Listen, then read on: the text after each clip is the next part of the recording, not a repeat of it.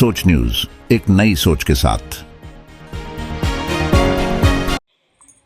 ભાબરમાં નર્મદા કેનાલમાં ગેરકાયદેસર કનેક્શન, ખેડૂતોનો આક્ષેપ। ભાબરમાં સીએનજી પંપના માલિકે ગેરકાયદેસર કનેક્શન લેતા ખેડૂતોની માઇનોર કેનાલની પાઇપલાઇન તોડતા ખેડૂતો સિંચાઈના પાણીથી વંચિત। જાણવા મળેલ માહિતી અનુસાર ભાબરથી 2 કિલોમીટર દૂર ભાબર તાલુકાને સિંચાઈનું પાણી પહોંચાડતી હીરપુરા માઇનોર કેનાલને છેડછાડ કરી ગેરકાયદેસર રીતે કનેક્શન લેવામાં આવ્યું તેવા આક્ષેપ થઈ રહ્યા છે। ભાબરથી 2 કિલોમીટર દૂર સીએનજી પંપના માલિકે ગેરકાયદેસર રીતે પાણીનું કનેક્શન લેવા માટે જીસીબી દ્વારા ખોદકામ કરેલ, જેથી ત્યાં પસાર થતી સિંચાઈ માટે માઇનોર કેનાલની પાઇપ તૂટી જતા સિંચાઈના પાણીથી વંચિત રહ્યા। 8 દિવસથી કાદવ કીચડ પાઇપલાઇનમાં ભરાઈ જવાથી પાણી આગળ જતું અટકી ગયું, જેના કારણે ખેડૂતોનો શિયાળુ સિઝનમાં ઘઉં, એરંડા, રાયડું, જીરું, રાજગરો, સવા, ઘોડાજીરું સહિત ઊભો પાક નિષ્ફળ જવાનો અને ખેડૂતોને મોટા પ્રમાણમાં નુકસાન થવાની ભીતિ સેવાઈ રહી છે। આટલું મોટું પાણીનું નુકસાન ખુલ્લેઆમ હાઈવે પર દેખાય છે, છતાં નર્મદાના અધિકારીઓને આ બાબતે કોઈ જાણ નથી। સીએનજી પંપના માલિકે ગેરકાયદેસર પાણીનું કનેક્શન લેતા આ પાઇપ તોડવામાં આવેલી છે તેવું ખેડૂતોનો સીધો આક્ષેપ છે। 8 દિવસથી પાણી બંધ થવાથી ખેડૂતોના ઘઉં, એરંડા સિવાય અન્ય શિયાળુ સિઝનના પાક નિષ્ફળ જવાની ભીતિ સેવાઈ રહી છે। ખેડૂતોને મોટું પ્રમાણમાં નુકસાન વેઠવાનો વારો આવી રહ્યો છે, જેથી જવાબદાર તંત્ર આ બાબતને લઈ તપાસ કરી આવા ગેરકાયદેસર કનેક્શન લેતા લોકો સામે કાયદેસરની કડક કાર્યવાહી કરી આ પાઇપલાઇનની ઝડપી રિપેરિંગ થાય તેવું ખેડૂતો ઈચ્છી રહ્યા છે।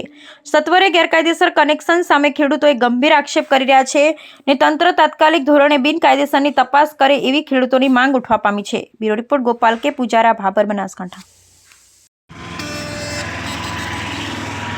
આપથી મારી રજૂઆત એ છે કે આ ખાડો જે તમને દેખાય ને એ ખાડો હોમેલા પેટ્રોલ પંપના માલિકે ગેરકાયદેસર પોતાનો પાણીનું કનેક્શન લેવા માટે કરીને કર્યો હતો, પરંતુ અહીંયા મેન પાઇપ ખેડૂતોને જે પિયત માટે સરકારે પાણી આપ્યું છે નર્મદા કેનાલનું, એ પાઇપ અને તોડી નાખી છે અઠવાડિયાથી, અને જેના કારણે લાખો લીટર પાણી વહી ગયું છે।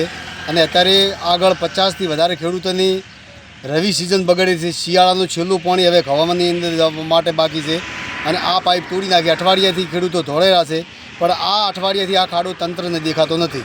અને આ લોકો ગેરકાયદેસર પોતાને સ્વાર્થ માટે કનેક્શન ગેરકાયદેસર મંજૂરી લીધા વગર લેતા આ ખેડૂતોના કેનાલનું પાણીનું પાઇપ તોડી નાખી છે।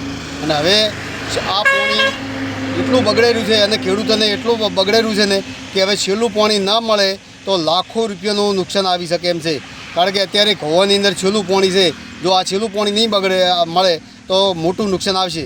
આ મોટું નુકસાન આવશે તો આનું જવાબદાર તંત્ર કોણ? તંત્ર કે આ પંપનો માલિક આજ સુધી હજી આ પાઇપલાઇનને હમી કરવા માટે કોઈ ખેડૂતે જાણ કરી પણ હજી નથી કર્યું। એટલા માટે અમારે મીડિયાનો સહારો લેવો પડ્યો છે। એટલે સરકારશ્રીને મારી નમ્ર વિનંતી છે કે ઇમરજન્સી ખેડૂતોનું થતું નુકસાન અટકાવે, નહીંતર મોટું ખેડૂતોને છેલ્લા પાણીવાળું નુકસાન આવશે। અને આ ગેરકાયદેસર કનેક્શન લેવા માટે જે તોડ્યું છે એના અમે કાયદેસરની કડક કાર્યવાહી કરવામાં આવે। બોલો। મારું નામ કીતુભા હાથીભા રાઠોડ, ખેડૂત મિત્ર। હવે આ કેલાલ સાહેબ અમારે પાણીની જ્યાં જરૂર હતી ત્યાં ખોદીને બધી આખી કાપી નાખી છે। અમારું ધોન બધું સુકાઈ જાય છે, ઘઉં, એરંડા, ગાય માટેનું ઘાસ। હવે કોઈ સરકાર આમાં કોઈ થોડા ઘણો આગળ વધીને કોઈ કરે ઉપયોગ, એના માટે અમારી વિનંતી છે। અને આ ગેરકાયદેસર આવી રીતનું પાઇપ કાપે એ જવાબદાર કોણ? કોણે પાઇપ કાપી છે? હા, સામે પંપવાળાએ। બરાબર, તમે એમને જાણ કરી કે પાઇપ અઠવાડિયાથી સાહેબ હેરાન થઈ જાય, હા, પણ કોઈ પાણી પહોંચતું નથી। ના ના, તમે પંપવાળાને કીધું હતું કે પાઇપ તૂટી ગયું? પંપવાળાને જોડ કરી પણ કોઈ હજી નિકાલ આવતો નથી। આજે અઠવાડિયું થઈ ગયું, અમારું ઘર પાણી આગળ પહોંચતું નથી। એના માટે અમે સરકારને વિનંતી કરે છે કે આના માટે કોઈ કરી આપો અમને। ઓકે।